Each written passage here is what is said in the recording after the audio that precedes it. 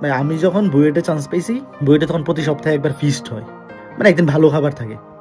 তো ওই একদিন, প্রতি সপ্তাহে একদিন ভালো খাবার থাকে, এটার জন্য দুপুর থেকে প্রিপারেশন নেওয়া শুরু হয় যে আজকে রাতে ভালো খাবার, বিশাল খাইতে হবে। তো এই যে একটা ব্যাপার, মানে এইটা কি যাদের টাকা পয়সা আছে মানে প্রতিদিনই সারাদিনই ধরো যে ভালো মানে খাবার দাবার খায় এই ইচ্ছা হবে, ওরা কি কখনো এই জিনিসটা মানে লাইফে এক্সপিরিয়েন্স করবে? আমি জানি না আসলে এটা, মানে আমি জানি না আসলে এই ভিডিওটা মানে কি বলতেছি না বলতেছি সবাই ব্যাপারটা কিভাবে নিবে।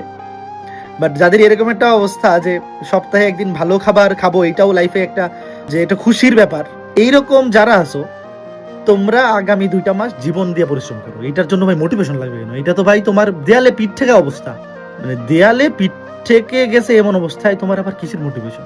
সারা দিন পড়ো, সারা রাত পড়ো, উঠতে বইতে পড়ো, জিএসটিতে চান্স পাওয়ার মতো প্রিপারেশন তোমাদের নেওয়া আছে। খালি কাজ হচ্ছে আগামী 50 দিন এগুলো রিভিশন দেওয়া।